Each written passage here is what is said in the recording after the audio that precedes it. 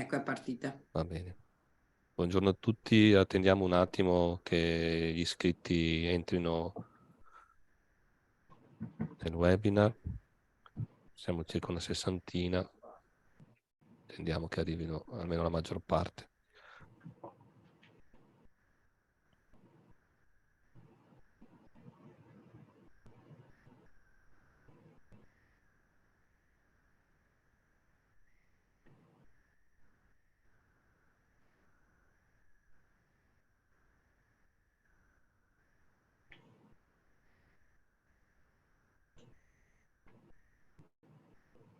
Tanto benvenuti a tutti.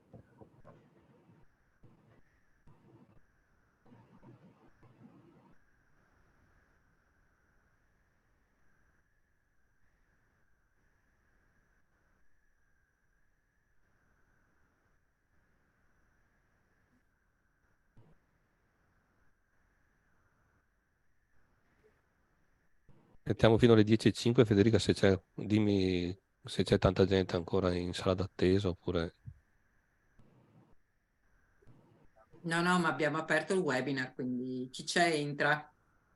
non devono.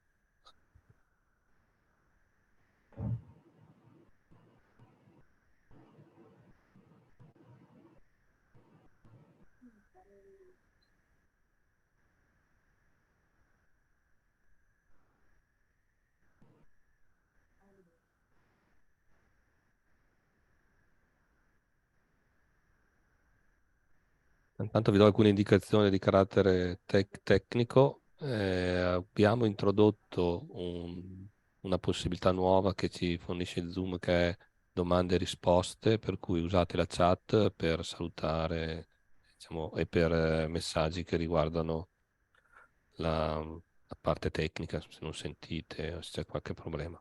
E invece la sezione domande e risposte potete dovete utilizzarla per porre le domande che riguardano il webinar di oggi. Ma noi possiamo o rispondere a voce o direttamente nella sezione. Potete anche, potete anche mettere, diciamo, dei mi piace a quelle domande che sono più interessanti, che magari così le trattiamo per prime, insomma, rispetto alle altre. Altrimenti andiamo in ordine di presentazione.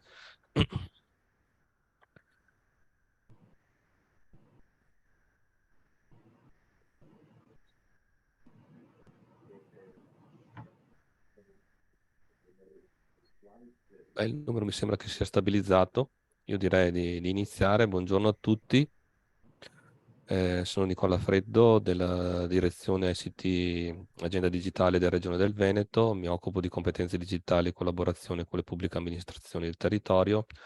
Sono con me Eleonora Galesso, che si occupa della piattaforma Riuso ed è esperta in accessibilità, e Alice Buongiorno. Galinaro, che ci aiuta e supporta per la parte tecnica, e in regia c'è Federica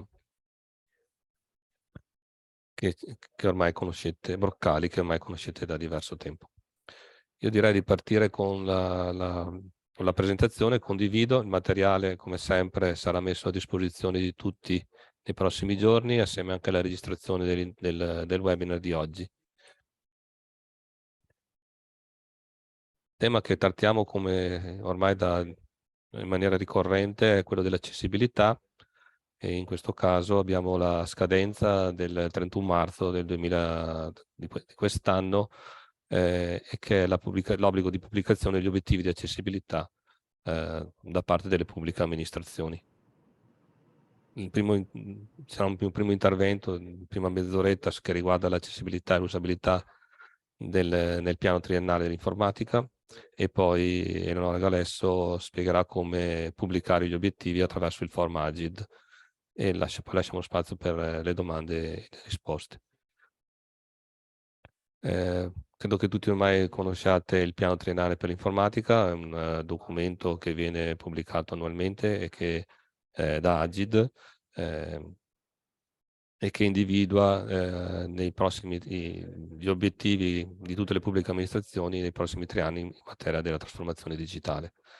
L'ultima versione, quella del 2022-2024, è stata adottata il 22 febbraio 2022. L'adozione poi segue un'approvazione che di solito, diciamo, viene sarà circa a metà di quest'anno.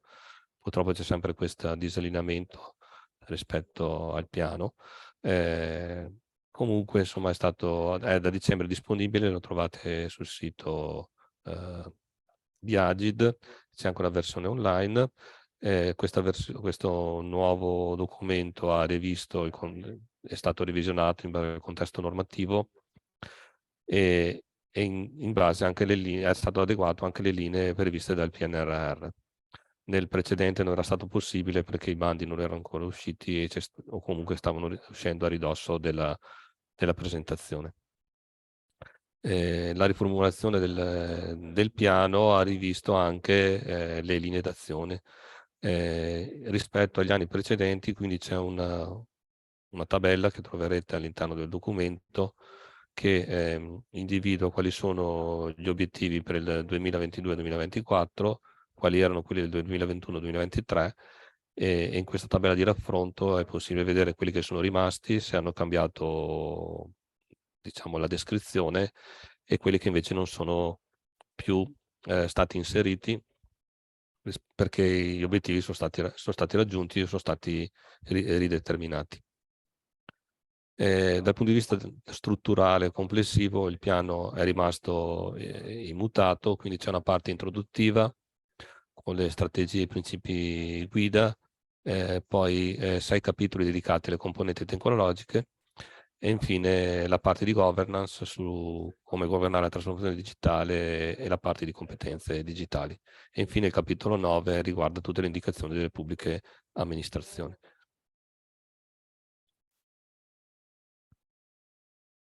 Ogni capitolo ha una sua suddivisione standard, un'introduzione, un contesto normativo e strategico, e cosa deve fare Agit e gli altri soggetti istituzionali che possono essere il Dipartimento per la Trasformazione Digitale, PagoPA, SPA, a seconda di ciascun obiettivo, e infine l'ultima sezione, cosa devono fare le PA, cioè cosa devono fare i comuni e gli altri enti centrali e locali. C'è una distinzione precedente in PA locali e PA centrali, poiché gli obiettivi ormai sono omogenei per tutti gli enti pubblici, la sezione è stata accorpata ed è unica per tutti. Nel capitolo indicazioni per le PA, quello che sono le azioni, abbiamo l'evoluzione e la prosecuzione delle linee d'azioni precedenti o quelle nuove. È stato, diciamo, cambiato leggermente la rappresentazione delle linee d'azione, oltre ad avere una codifica numerica univoca, le timeline, cioè i tempi, le prescrizioni che erano state date precedentemente sono state trasformate in roadmap, cioè in percorsi per raggiungere determinati obiettivi. La grafica è rimasta pressoché immutata. C'è stata poi un'altra attività, una nuova attività che è quella di individuare le linee d'azione che sono ancora vigenti, cioè che sono state mantenute, e quelle che invece sono nuove. Rispetto le linee di azione ancora vigenti è una novità. Vi faccio questa piccola panoramica per poter poi leggere meglio quali sono gli obiettivi che sono stati definiti nel capitolo dei servizi e riguardano la parte, e dove troverete tutti gli obiettivi e linee d'azione che riguardano l'accessibilità. Ho fatto una piccola selezione, quindi nel capitolo 1 dei servizi ci sono una serie di obiettivi, ci sono 4 obiettivi principali, tra questi obiettivi principali ce ne sono 2 c'è l'obiettivo 1-2 che riguarda l'accessibilità dei servizi pubblici. Ci sono 3 linee vigenti ancora, e cioè le PA, le pubbliche amministrazioni comunicano ad Agid l'uso dei modelli per lo sviluppo web dei propri siti istituzionali. Se ricordate, ogni pubblica amministrazione deve utilizzare come modello per lo sviluppo dei propri siti istituzionali i modelli forniti da Designer Italia. E quindi nel momento in cui le varie amministrazioni adottano tali modelli poi vanno anche comunicati. La seconda linea d'azione è rimasta vigente, che le pubbliche amministrazioni effettuano test di usabilità e possono comunicarlo ad AGI attraverso il form, quello che si usa normalmente per fare tutte le altre comunicazioni, in cui si dà l'esito dei test eseguiti rispetto al proprio sito istituzionale. E infine le PA devono seguire i principi delle linee guida di design sui siti internet e i servizi digitali delle pubbliche amministrazioni. Sono tutte azioni che ormai sono consolidate, vengono date per scontate, e anche nei progetti PNRR che state tutti portando avanti dovranno essere osservate. Per quanto riguarda l'anno 2023, le scadenze sono due sono quelle tradizionali. La prima, che è quella che trattiamo oggi, è che entro il 31 marzo di ogni anno, ormai possiamo dire, le pubbliche amministrazioni devono pubblicare gli obiettivi di accessibilità sul proprio sito. Entro il 23 settembre 2023, se ricordate, avevamo fatto un seminario a settembre su questo argomento, pubblicano attraverso sempre l'applicazione del form Agid una dichiarazione di accessibilità per ciascuno dei propri siti web o delle applicazioni mobile. E il terzo obiettivo del 2023 è che a partire da giugno 2023 le pubbliche amministrazioni comunicano al Dipartimento la realizzazione dei siti in adesione agli avvisi della misura del PNRR. Questo è importante, naturalmente in questo caso non è una scadenza, ma è un inizio. Vuol dire che man mano che completerete i progetti PNRR per quanto riguardano i siti comunali, dovrete poi fare la comunicazione al Dipartimento. Per l'anno 2023 poi c'è un'ulteriore azione, che è quella di comunicare l'esito di test di usabilità del proprio sito istituzionale, e sempre nel 2023 è stato aggiunto un obbligo di risolvere gli errori relativi ad un criterio particolare, che è quello della tastiera, un livello A, come rilevato dal campione dei siti web monitorato da AGI. Se vi ricordate, nel 2022 era previsto di risolvere alcuni criteri di successo, non erano stati specificati, in questa nuova versione delle linee del piano triennale invece sono indicati in maniera precisa. Il link porta a una spiegazione tecnica, adesso magari lo condividiamo, che sono tutte le regole del WCAG 2.1, che sono il riferimento per l'usabilità e l'accessibilità dei siti internet istituzionali, e in questo caso occorre che venga rispettato, che non sia nessun impedimento all'uso della tastiera. Cosa significa? Che dovremmo fare in modo che il nostro sito istituzionale risponda come da norma ai tasti, anche alle combinazioni di tasti. Questo è, forse alle volte ci dimentichiamo, ma per chi ha problemi di accessibilità ai siti, deve poterlo navigare non solo attraverso il mouse, ma attraverso altre modalità, tra cui l'uso della tastiera. Per l'anno 2024 invece ci sono 3 obiettivi, sostanzialmente 2 sono quelli ricorrenti, quindi il 31 marzo sempre gli obiettivi di accessibilità, il 23 settembre la dichiarazione di accessibilità, e invece a dicembre un nuovo criterio di successo da risolvere, che è 413 messaggi di stato.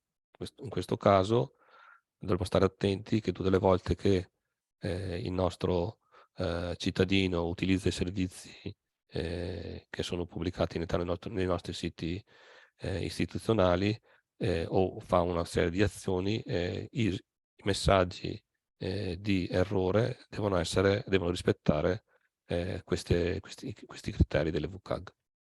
Come sempre il link porta alla scheda specifica, che in questo caso non trattiamo, tuttavia è necessario che verifichiamo che anche i servizi che mettiamo a disposizione nei vari test di usabilità che facciamo, individuare quali sono le criticità. Supponiamo che stanno facendo una iscrizione alla scuola, e il cittadino digita o un valore sbagliato o non conforme a quello che può essere il modo che mettiamo a disposizione, deve esserci un messaggio che indichi al cittadino su cosa sta sbagliando, e naturalmente tutti questi messaggi devono anche essere conformi alle regole di usabilità e quindi poter essere letti, ascoltati o in altro modo resi accessibili ai cittadini.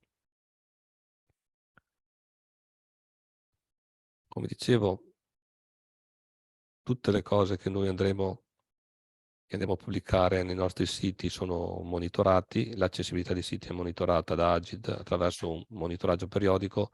Se volete approfondire le modalità avete il link a disposizione, e nel link in basso c'è anche un link al terzo monitoraggio eseguito l'anno scorso da Agid. Agid quindi, attraverso una serie di metodologie, molte di queste automatiche, controlla le pagine, i PDF che sono allegati, e definisce una serie di errori. Questi errori, che i primi due li abbiamo visti prima, sono stati scelti tra quelli da risolvere, ma attraverso il monitoraggio ne sono stati rilevati diciamo 10 criteri attraverso il monitoraggio semplificato nel 2020-2021, e ognuno di questi fa riferimento alle schede che abbiamo visto prima delle WCAG. Tra questi è stato scelto i messaggi di stato di livello A, questo per farvi capire da dove è derivata questa scelta. Nel secondo caso invece sono i maggiori errori rilevati nel 2022. Da questi hanno recuperato quello della tastiera livello A, che è stato inserito alla fine di quest'anno come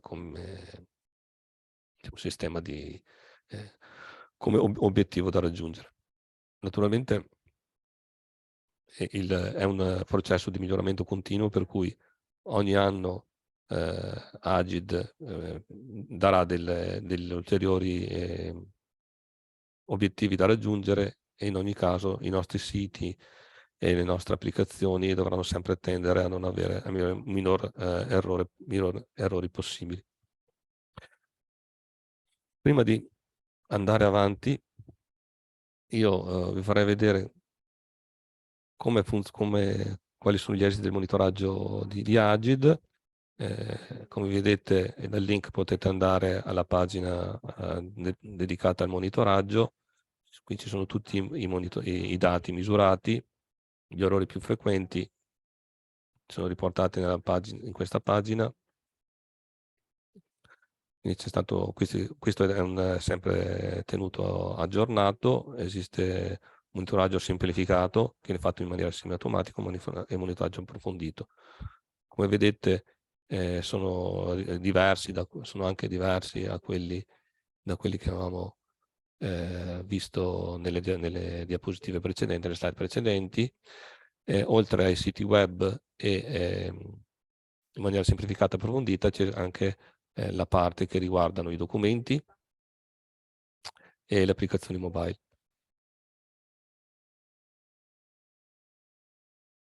Dicevo, monitoraggio semplificato, monitoraggio approfondito, ci sono i test che sono stati eseguiti e i test che sono stati eseguiti attraverso le applicazioni mobile. Per quanto riguarda invece il terzo monitoraggio, qui è possibile vedere una serie di altre informazioni, quello che riguarda il protocollo, l'utilizzo del protocollo HTTPS e quindi sulla sicurezza, e una serie di informazioni che riguardano in questo caso la sicurezza dei siti web, TLS, se sono mai configurati e quant'altro.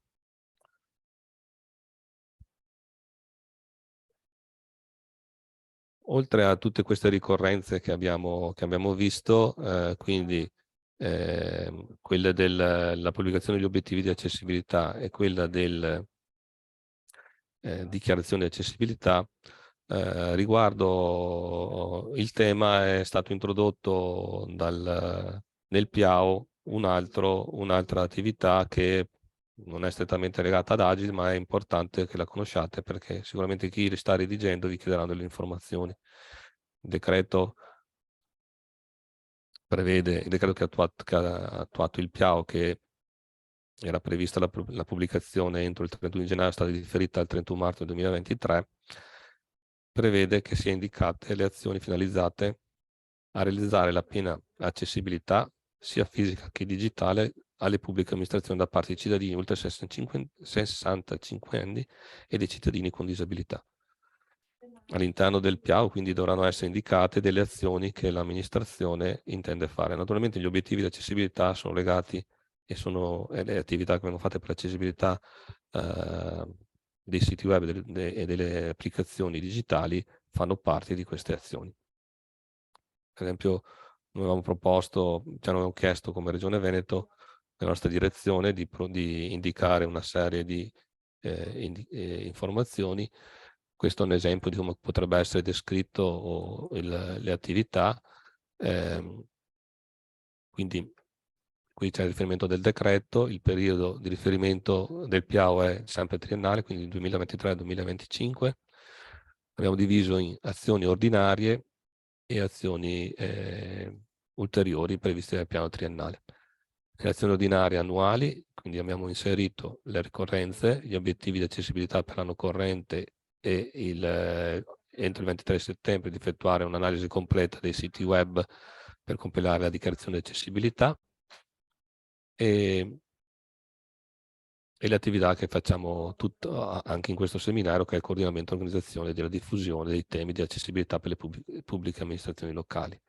Per l'anno 2023, altri anni, abbiamo inserito sempre gli obblighi che abbiamo visto prima, che riguardano e che vengono individuati dal piano triennale, ed infine le azioni straordinarie che sono finanziate dal PNRR, nel nostro caso l'adesione a un bando che riguarda l'inclusione digitale dei cittadini, è un bando che riguarda l'inclusione digitale delle tecnologie e corsi per i dipendenti delle pubbliche amministrazioni, in questo caso della Regione del Veneto, e un'adesione al bando che invece riguarda i centri di facilitazione digitale che in questo caso invece sostengono l'inclusione digitale per tutti i cittadini.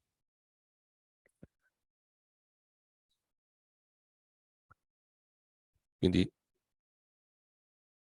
dobbiamo ricordarci 3 scadenze principali, insomma, una che è al 31 di marzo di ogni anno, che sono la descrizione degli obiettivi. Il 23 di settembre abbiamo sempre le schede sulla dichiarazione di accessibilità e infine, in questo caso il 31 di gennaio di ogni anno, fornire ai nostri colleghi che stanno redigendo il PIAO le informazioni necessarie per compilare la sezione riguardante le azioni sull'accessibilità fisica e digitale dei cittadini per le pubbliche amministrazioni. Un'altra informazione che mi interessava mettervi a disposizione, e se ricordate, riguarda sia il regolamento che il potere sanzionatorio sempre in materia di accessibilità. Se ricordate, a settembre avevamo parlato di quali sono le attività di controllo di Agid e avevamo indicato una serie di procedure. Adesso il 16 di febbraio del 2023 è stato pubblicato il regolamento in materia di accessibilità. La pubblicazione di fatto lo rende diciamo ufficialmente applicabile. Era stato presentato qualche ancora a dicembre, ma adesso diciamo con la sua pubblicazione la procedura si è completata. Il regolamento disciplina i procedimenti avviati dal difensore civico per il digitale. Questa figura, diciamo, del difensore civico del digitale è unica per tutta Italia, al quale è possibile inviare delle contestazioni cioè, possono arrivare contestazioni effettuate da Agid nel sistema di controllo e di monitoraggio che abbiamo illustrato prima, oppure arrivare delle segnalazioni da parte degli utenti in caso di risposte insoddisfacenti o mancate risposte in relazione al meccanismo di feedback. Come ricordate, uno degli obblighi, no, della dichiarazione di accessibilità è quello di indicare come il cittadino può segnalare all'amministrazione eventuali mancanze del sito riguardanti l'accessibilità. Adesso non c'è solo l'invio all'amministrazione della segnalazione, la quale si prenderà in carico di risolverla nel tempo minore possibile, ma se il cittadino è insoddisfatto o non ottiene risposta, può segnalarlo al difensore civico per il digitale. Come fa a fare questa operazione? Se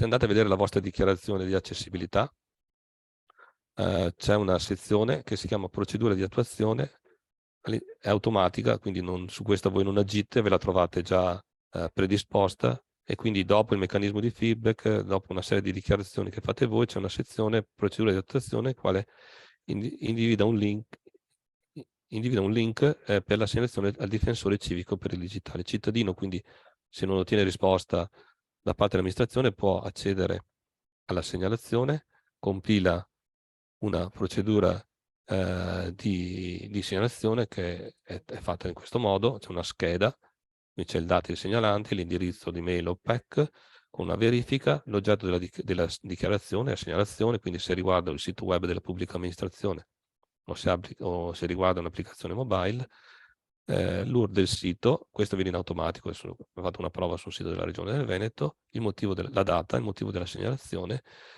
e se il soggetto erogatore, cioè se l'amministrazione ha risposto o non ha risposto alla segnalazione. E naturalmente c'è tutto un procedimento di accertamento delle responsabilità. Il regolamento individua il processo di attivazione del procedimento. Nel caso delle pubbliche amministrazioni, la mancata attuazione delle misure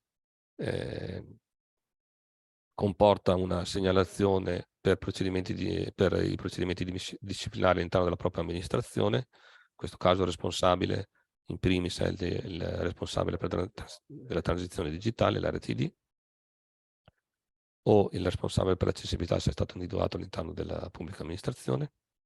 E poi invece, poiché sempre da gennaio è stato approvato anche il regolamento nei confronti dei privati, come sapete anche l'accessibilità dei siti non è solo per le pubbliche amministrazioni, ma anche per i siti erogati da soggetti privati. In questo caso il difensore civico, scusate, procede all'avvio di un procedimento di accertamento fino alla cui completamento potrà essere erogata una sanzione. Tutte queste informazioni dettagliate sono sul regolamento, che trovate nei link che vi ho indicato precedentemente. Qui trovate i link alla pagina di Agid con la determinazione, la circolare che ne ha approvati, gli allegati che sono il regolamento di accessibilità, per l'adozione per i privati, la determina quindi la circolare, il regolamento di accessibilità e le modalità delle sanzioni e l'attività di vigilanza. All'altro link, questo invece è la pubblicazione in Gazzetta Ufficiale, che non fa altro che richiamare che nel sito Agid, che è poi il link che avete visto adesso, sono pubblicati i regolamenti applicativi.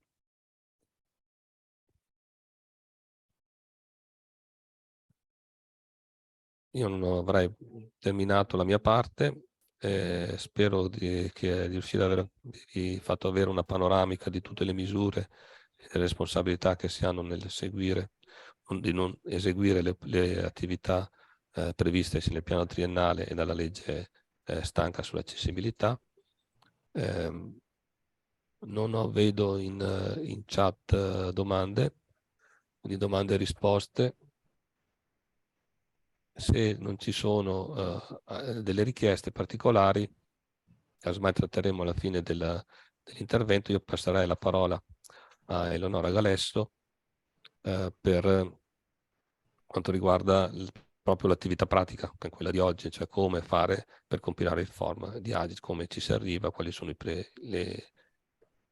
diciamo, i prerequisiti per ottenere le informazioni e poi inviare e pubblicare gli obiettivi di accessibilità. Prego Leonora, io rimango in condivisione con le slide e puoi procedere.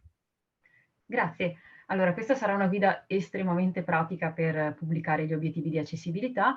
Una precisazione che ci tengo a fare perché spesso genera confusione è un distinguo tra dichiarazione di accessibilità, che è quella che va pubblicata pubblicata ex novo entro il 23 settembre di ogni anno, oppure aggiornata perché ha validità annuale, mentre la dichiarazione di accessibilità va fatta per ogni sito web della propria amministrazione o applicazione mobile.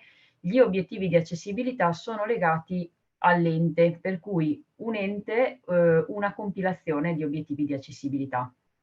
Gli obiettivi di accessibilità, che sono dei target che l'ente si pone per migliorare l'accessibilità e l'usabilità delle proprie applicazioni, ma che spaziano anche in tema di formazione e in organizzazione del lavoro. I riferimenti normativi li trovate qui indicati, sono in particolare le linee guida Agid sull'accessibilità degli strumenti informatici, ma di fatto gli obiettivi di accessibilità già nel 2012 erano obbligatori con il decreto legge che vedete qui citato. Vai pure. Come facciamo per pubblicare gli obiettivi di accessibilità? Abbiamo bisogno fondamentalmente di due informazioni: del codice IPA della propria amministrazione e dell'indirizzo email dell'RTD, in particolare l'indirizzo email con cui l'RTD si è registrato all'indice IPA, indice dei domicili digitali delle pubbliche amministrazioni. Per far questo andiamo sul portale IPA, di cui trovate il link qui nella slide, e nella prossima slide ci sono tutti quanti i riferimenti per, eccolo qui, seguendo il link consultazione e ricerca del responsabile della transizione digitale,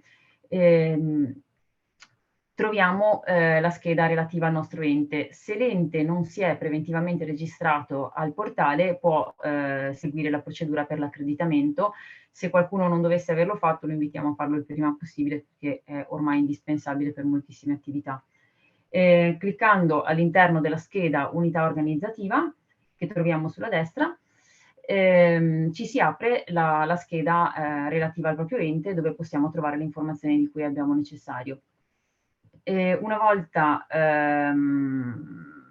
ottenute queste informazioni, passiamo al portale di Agid, form.agid.gov.it.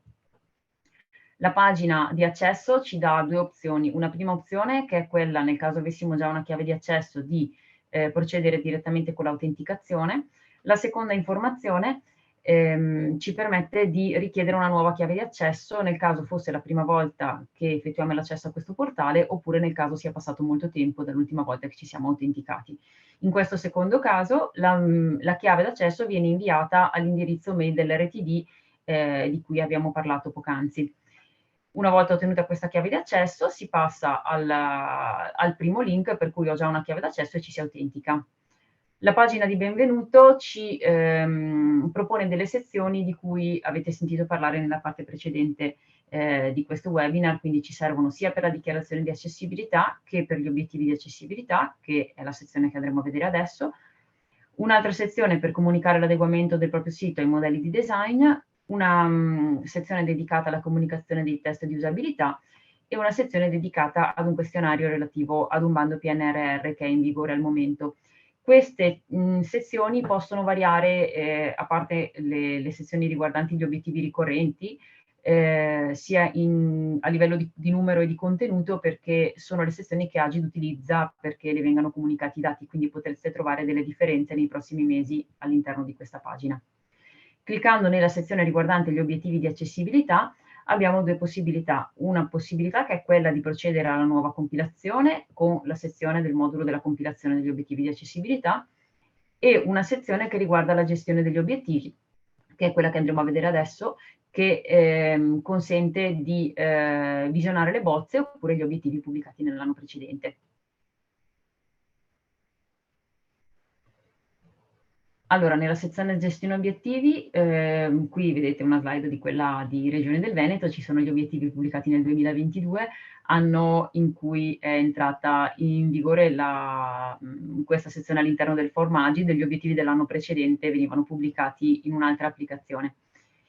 Gli obiettivi, oltre che essere pubblicati all'interno del Form Agid, poi vedremo al termine della compilazione viene fornito un link che va inserito all'interno del sito istituzionale nella sezione amministrazione trasparente, altri contenuti, accessibilità e catalogo di dati, metadati e banche dati. E qui va messo proprio il link che ci viene fornito al termine di questa procedura guidata. Nella sezione della nuova compilazione si procede alla compilazione degli obiettivi veri e propri. Una volta individuati da parte dell'amministrazione gli obiettivi di accessibilità, e a questo punto mi occorre fare un'altra precisazione. Gli obiettivi sono dei target che l'amministrazione deve perseguire, per cui per quanto al momento non sia prevista una specifica modalità di verifica sul raggiungimento o meno degli obiettivi, quello che ci si aspetta è che gli obiettivi dell'anno corrente non siano identici a quelli dell'anno precedente, anche se alcuni di essi possono comunque riproporsi. Gli obiettivi in particolare individuati sono 6 e per ciascuno di questi obiettivi ci sono diversi ambiti di intervento.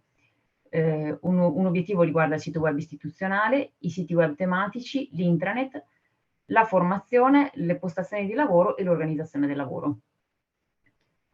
Il primo campo messo a disposizione del modulo è l'annualità di riferimento, dopodiché ci sono diversi interventi. Allora, noi troveremo per ogni obiettivo tutti quanti gli interventi proposti, anche se solo alcuni sono pertinenti a determinati obiettivi. Ad esempio, per la formazione, gli interventi pertinenti sono i primi due, che sono gli aspetti normativi e gli aspetti tematici. Dopodiché abbiamo gli obiettivi legati all'organizzazione del lavoro, quindi un gruppo sull'accessibilità, o il miglioramento dell'iter di pubblicazione dei ruoli, e la gestione dei ruoli redazionali, la nomina dei responsabili della transizione digitale, anche se questo obiettivo dovrebbe già essere stato perseguito, e il piano per l'utilizzo del telelavoro e per l'acquisto di soluzioni software dedicate ai dipendenti con disabilità. Ci sono poi obiettivi riguardanti appunto le postazioni di lavoro e le relative specifiche tecniche, e obiettivi che riguardano sia il sito istituzionale che i siti tematici che l'intranet dell'ente, quindi possono essere fatti interventi di tipo adeguativo, l'adeguamento alle linee guida, e le analisi dell'usabilità che abbiamo visto adesso fanno parte anche degli obiettivi del piano triennale, e gli interventi sui documenti pubblicati, e miglioramenti di moduli e formulari, oppure nel caso sia previsto lo sviluppo e rifacimento dell'intero sito. Per ogni obiettivo è previsto un tempo di adeguamento che può essere al massimo il 31 dicembre dell'anno corrente.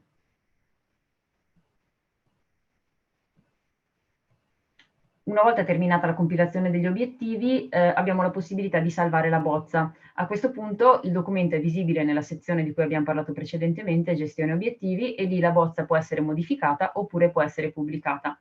Nel caso si proceda alla pubblicazione, ci viene fornito un link che appare in una finestra pop-up, ma viene spedito anche all'indirizzo email del responsabile per la transizione digitale.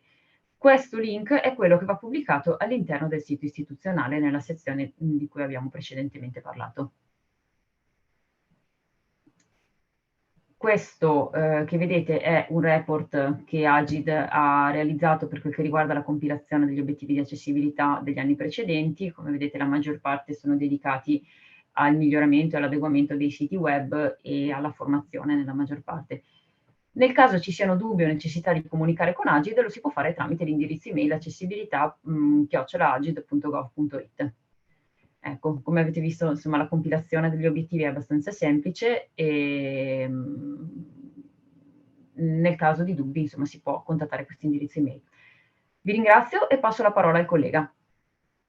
Grazie Eleonora. Adesso, oltre al contattare Agid direttamente per i problemi di accessibilità, volevo ricordarvi che c'è una iniziativa regionale della Regione del Veneto che si chiama Coalizione per lo sviluppo delle competenze digitali, che attraverso uno scambio di esperienze tra colleghi è possibile, diciamo, aumentare le proprie conoscenze nel campo della trasformazione digitale. Abbiamo 19 gruppi che sono GDA, gruppi di approfondimento, dove i vari operatori delle pubbliche amministrazioni del nostro territorio regionale si scambiano esperienze e informazioni su un determinato argomento. Per quanto riguarda i temi dell'accessibilità, il GDA, il Service Design, il URP e accessibilità, SDU nel nostro gergo, nelle nostre sigle. È possibile partecipare ed iscriversi ai GDA attraverso, fate una comunicazione alla mail cluster.coalizione@regione.veneto.it. Magari Alice se la metti in chat, così hanno il riferimento. Chiedete insomma di informazioni e vi risponderemo su come fare. Ci sono una piccola procedura molto semplice, un'adesione attraverso una lettera della propria amministrazione, si individua un referente che poi segnala quali sono le persone da coinvolgere nei GDA. Stiamo facendo in questo periodo una serie di incontri che sono dedicati ai temi che riguardano il piano triennale. Vi abbiamo mandato, penso che ormai il calendario sia stato distribuito a tutti quanti. Se non l'avete ricevuto fatecelo sapere. Gli incontri sono programmati di giovedì dalle 11 alle 13 ed è possibile partecipare da remoto in forma di meeting più che non come un webinar come quello di oggi. I temi che abbiamo trattato sono stati il piano triennale, quindi diciamo un tema in maniera un po' più approfondita rispetto a quello che abbiamo visto oggi. Poi due incontri sono dedicati ai siti istituzionali e servizi pubblici. Il prossimo sarà il 23 di marzo. Il 30 di marzo tratteremo il tema dell'adozione di PagoPA, quindi temi di pagamenti. 13 aprile sulla Appio e SPID-CO, li abbiamo accorpati. Poi ci sarà un incontro sulla piattaforma notifiche digitali, un altro sulla piattaforma digitale nazionale dei dati ed infine gli ultimi sul cloud. Se potete, se siete già iscritti al GDA, potete partecipare e avrete ricevuto i vari inviti, altrimenti usate la stessa mail per segnalare l'interesse a partecipare.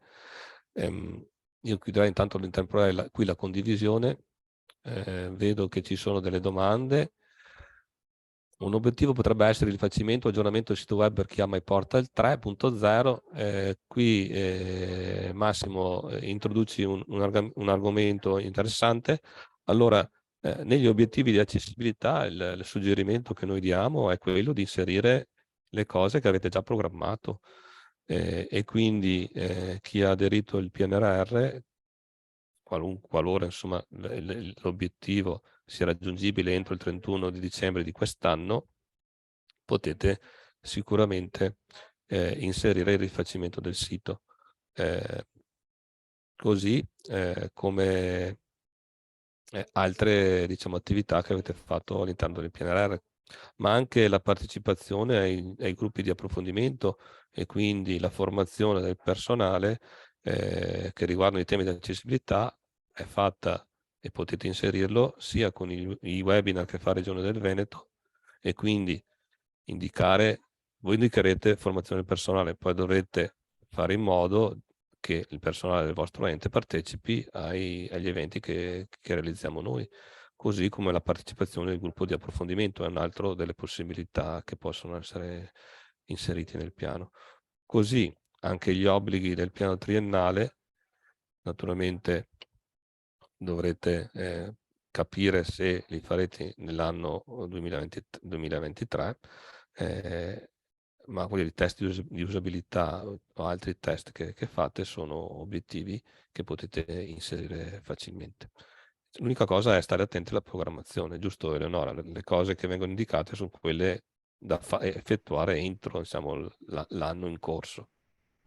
Sì, essendo che ci sono alcuni obiettivi che sono comunque mandatori anche per il piano triennale, direi che le due cose vanno di pari passo, possono essere inseriti anche Ok. all'interno degli obiettivi.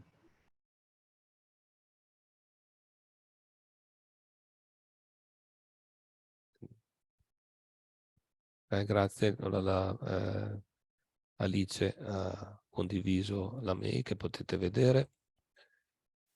Se avete anche delle altre richieste o informazioni, potete fare intervenire digitando le domande.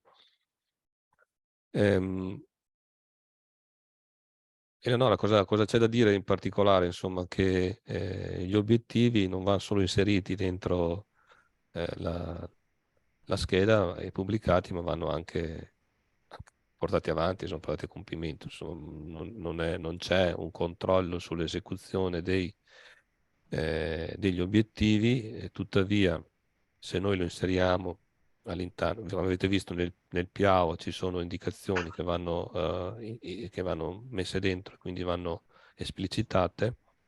Se tutto quello che programmiamo dopo avrà le sue modalità diciamo, di valutazione. L'ideale sarebbe quello che tutte le attività che inseriamo siano messe all'interno del ciclo di programmazione del proprio ente, in modo che ci siano momenti sia di supporto finanziario per poter essere eseguiti, sia eventualmente all'interno degli obiettivi che l'amministrazione dà ad ognuna delle unità organizzative dell'ente.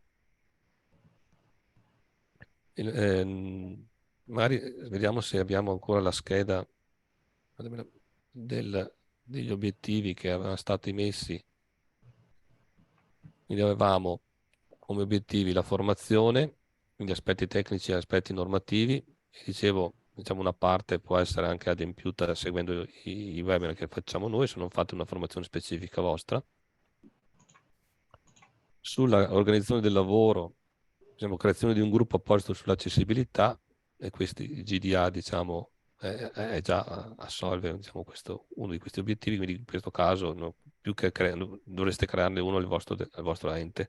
Forse in questo caso probabilmente è difficile creare un gruppo, però sarebbe opportuno che ci fosse almeno una condivisione degli obiettivi all'interno di un gruppo più ampio rispetto a chi redige tecnicamente il form.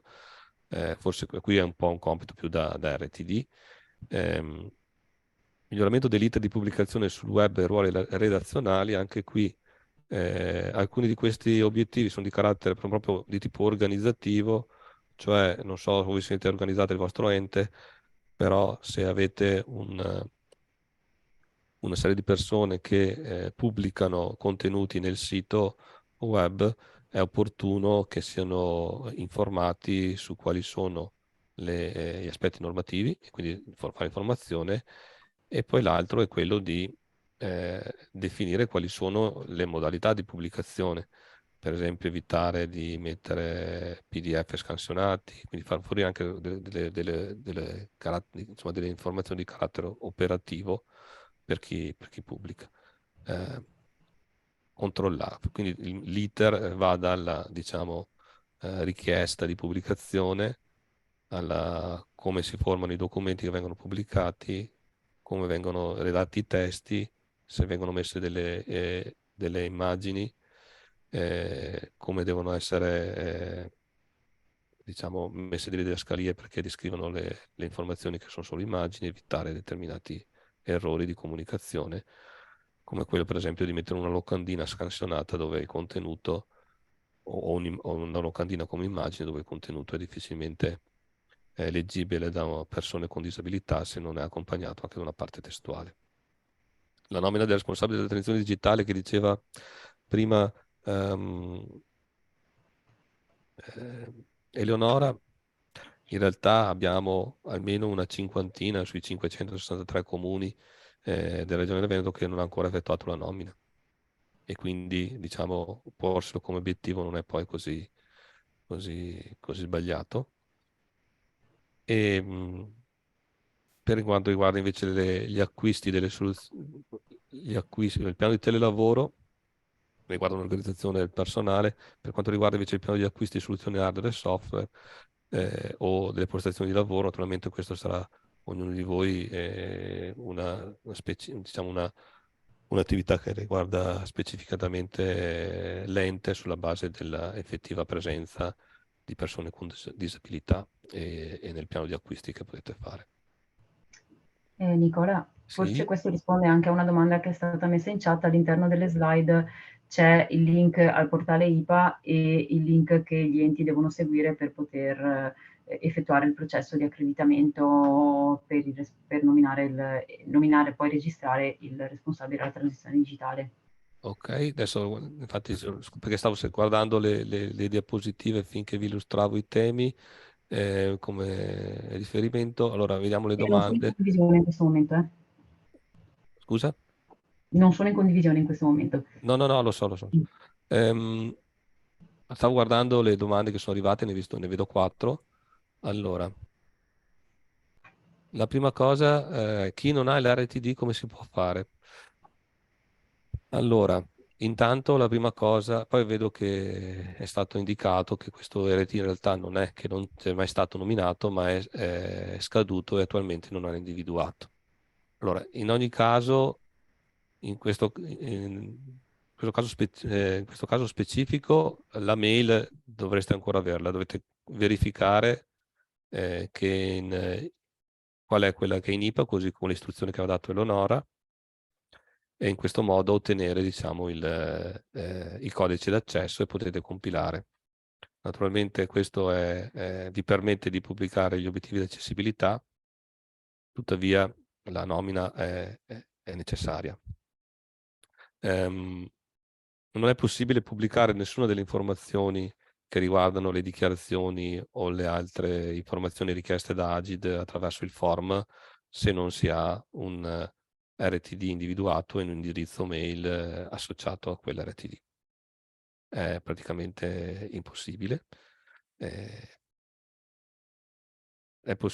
non c'è un RTD nominato, diciamo, ufficialmente, l'alternativa prevista dal CAD è quella che sia individuato un dirigente facente, diciamo, facente funzioni, quindi non ha un incarico specifico come RTD, ma viene, diciamo, assolve in assenza della nomina a quelle funzioni.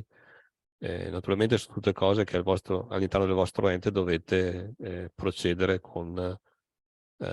scusate, spero che sentite anche voi l'allarme, non vi dà fastidio. No, no, non dà disturbo. Ok, è scattato un allarme antincendio qui per il solito motivo che sappiamo, Eleonora, un falso positivo. Comunque, Passo allarme. sì, esatto. Chi non ha l'RTD, come dicevo, nominato come RTD, può essere individuato un dirigente che ne fa le funzioni, però a quel punto va comunque individuato all'interno dell'ente e comunicato all'interno dell'IPA, cioè non è possibile fare diversamente. Volevo chiedere se Agid, quando fa i monitoraggi automatici di cui parlavate, prima istituisce agli enti monitorati un feedback del controllo. Sì, eh, ad alcuni di voi probabilmente è anche arrivato, insomma, di solito arriva proprio tramite PEC l'esito del monitoraggio con una segnalazione del tipologia di errore e chiede all'amministrazione di dare diciamo delle risposte di carattere, diciamo, potrebbero anche essere cosa sta facendo, non necessariamente perché, cioè, che devono risolvere, l'errore deve essere risolto immediatamente, ma cosa si sta facendo per risolvere quell'errore. Comunque la segnalazione arriva proprio via PEC all'ente da Agid. Da lì, insomma, nascono una serie di interlocuzioni e potrebbero esserci, non so, per esempio sull'HTTPS, se il sito non è adeguato all'HTTPS e TLS, ricordo che quando lavoravo in un comune mi era arrivato, insomma, la segnalazione e poi abbiamo proceduto, ma anche sui controlli sulla sicurezza, mi ricordo. Quindi qualsiasi tipo di controllo e monitoraggio che fa Agid viene segnalato in questo modo. Invece nel momento in cui diciamo scalasse la segnalazione verso il difensore civico digitale, a quel punto le comunicazioni arriverebbero direttamente dal difensore civico, e quindi lì c'è un procedimento, insomma, di controllo terminato. Scusate, forse riesco così a parlare un po' meglio senza il disturbo che avevo. Le procedure comunque anche diciamo di segnalazioni Agid hanno un proprio percorso, quindi non è che trovato un errore scatta una sanzione. Di solito, anzi è previsto che ci sia un audit, quindi una richiesta di informazioni per capire lo stato di attuazione, i motivi per cui magari quell'attività non è stata svolta fino a quel momento, se ci sono attività in corso, e poi soltanto se dopo, diciamo, un periodo di 30-60 giorni le attività rimangono immutate, non vengono eseguite, scatta tutto il processo, cioè il procedimento di solito avvio procedimento fino ad arrivare, diciamo, alla segnalazione, e quindi la possibilità di avere, in questo caso per le pubbliche amministrazioni, non una sanzione economica, ma diciamo la segnalazione dal punto di vista disciplinare. Poi una serie di altre, per i dirigenti in realtà ci sono tutta una serie di altre sanzioni previste dal CAD che riguardano non solo la parte disciplinare, ma anche diciamo le retribuzioni sugli obiettivi annuali, e quindi diciamo una decurtazione di quelli, diciamo, dei premi per quegli obiettivi che non sono naturalmente stati raggiunti. Differenze tra RTD responsabile dell'accessibilità. Leonora, vuoi dire qualcosa tu riguardo? Vabbè, allora l'RTD è nominato dal CAD con una norma ben precisa, e quindi, diciamo, le funzioni dell'RTD non sono solo quelle riguardanti l'accessibilità, ma riguardano tutta una serie di azioni della trasformazione digitale ed un controllo sulle attività che sono scelta dei fornitori, scelta dei processi diciamo, eh, digitalizzazione dell'ente, sulla tutto quello che riguarda la parte di conservazione a norma, quindi c'è una serie di azioni, quello che riguarda la parte di le reti, la fornitura dei servizi ADSL, diciamo, di connettività, quindi l'RTD ha un'enorme, insomma, almeno, diciamo così, 10-12 tematiche a cui rispondere, tra cui una è l'accessibilità. Invece il responsabile dell'accessibilità, Eleonora, se non ricordo male, è individuato esattamente dalla legge stanca, no? È individuata la legge stanca, è una figura interna dell'amministrazione che coadiuva l'RTD per quel che riguarda lo svolgimento delle attività riguardanti solo l'ambito dell'accessibilità.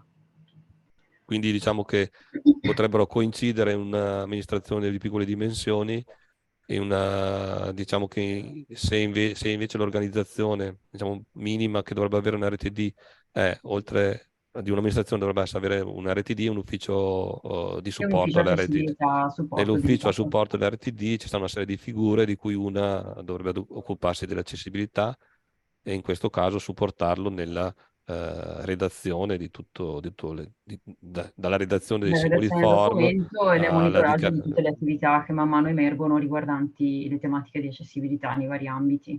sì, poi Invece un'altra figura che è prevista a livello legislativo è il responsabile che trovate all'interno delle dichiarazioni di accessibilità e che dovete dichiarare che il vostro ente ha individuato, è il responsabile per l'inserimento lavorativo per le persone con disabilità, e quello va individuato a norma di legge ed è una figura diversa rispetto all'RTD. non abbiamo ripercorso tutte le informazioni che avevo detto nel seminario di settembre. Oggi, diciamo, il focus era sugli obiettivi di accessibilità. Comunque, se voi andate sul sito di Agenda, sul YouTube, il canale YouTube di Regione del Veneto, Agenda Digitale del Veneto, anche su questo, se Alice vuoi mettere il riferimento, è anche sulla My Extranet, dove ci sono tutti i precedenti incontri e materiali eseguiti, potete rivedervi il materiale, rivedervi il webinar anche su avere altri dettagli in materia di accessibilità. Un'altra domanda: è obbligatorio usare il form AGID per la pubblicazione degli obiettivi del 31 marzo? Eleonora, avevi già Allora, detto le o linee comunque guida, sì? sì, le linee guida ci dicono che questa applicazione è stata creata da Agid per supportare le amministrazioni. Ora, siccome all'interno delle linee guida si trovano comunque, cioè le linee guida applicano una disposizione di tipo europeo, noi vi consigliamo fortemente di utilizzarlo. Sì, poi anche, a dire la verità, nel piano triennale c'è scritto di utilizzare il form di Agid, per cui insomma alla fine se noi mettiamo in linea, in sequenza tutti gli obblighi che ci sono, eh, occorre utilizzare i form di Agid. Tra l'altro questo permette ad Agid di verificare che è stato eseguito e è stato completato l'obiettivo, altrimenti non avrebbero la possibilità.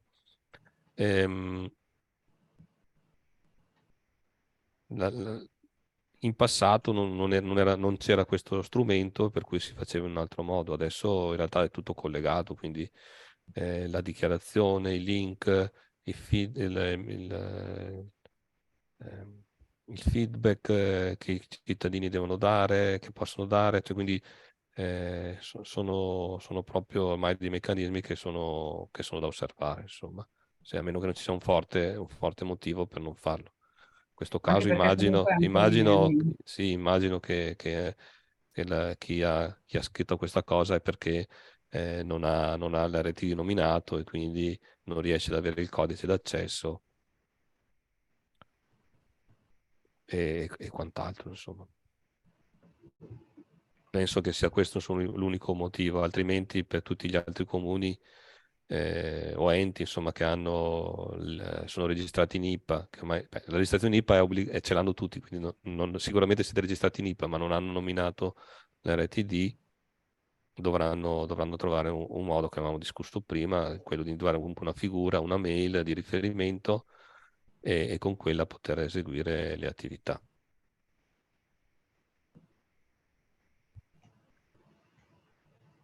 Allora, metto tutte le risposte dal vivo perché così si chiudono le risposte. E non ci sono state integrazioni da febbraio ad oggi per gli obiettivi di accessibilità, quindi se li avete pubblicati a febbraio va benissimo. Sì, perché infatti le scadenze sono entro il 31 di marzo, ma uno può averle predisposte anche, diciamo, preventivamente, insomma, ecco, Sì, anche comunque gli prima, obiettivi insomma. riguardano l'anno corrente, per cui ci si aspetta che se sono state pubblicate nei primi mesi del 2023 vada benissimo. Sì, ma anche voglio dire, promettere in sede di programmazione che si fa a dicembre potrebbe essere, insomma, che le hanno pubblicate. Però, insomma, sono sempre riferite all'anno 2023. La scelta dell'anno, come avevi detto sul forum, viene effettuata, per cui non ci sono dubbi, no, a riguardo.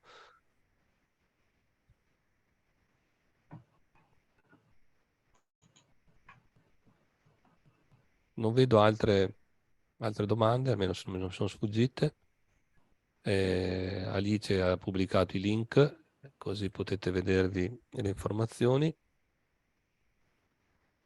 Cosa possiamo aggiungere, Eleonora? Che noi ormai abbiamo questa tradizione di supportare gli enti ogni qualvolta c'è la scadenza per ricordare un po' tutto quello che c'è da fare. Quando vedremo che non ci seguite, vuol dire che avete imparato e siete autonomi, altrimenti lo faremo, ci rivedremo insomma costantemente insomma, su queste informazioni. E anche quando ci saranno delle novità, insomma, ci saranno novità prossime anche su altre attività che farà la Regione Veneto a riguardo. Io direi che possiamo salutarci. Intanto ringrazio tutti i partecipanti che ci hanno seguito, ringrazio Eleonora Galesso, come sempre precisa e puntuale, Alice per il Grazie a voi. supporto che ci viene dato e a Federica Broccali che ci segue la regia. Adesso alla chiusura del webinar avrete una richiesta diciamo, di compilare un form. Vi chiedo insomma di perdere quei 30 secondi per una compilazione, che è un feedback per noi importante per poter sapere insomma se l'incontro vi ha dato insomma soddisfazione alle richieste, alle informazioni di cui avevate bisogno. Altre volte avete chiesto anche delle cose più pratiche, se magari siete precisi su quello che avete bisogno, noi cercheremo di accontentarvi. E vi saluto e al prossimo incontro. Ricordo GDA, la possibilità di partecipare, utilizzare il MyExtranet per avere tutte le informazioni, e cluster.coalizione.regione.veneto.it per poter avere informazioni su tutto quello che riguarda la formazione e le competenze digitali della Regione del Veneto. Grazie ancora, ciao a tutti.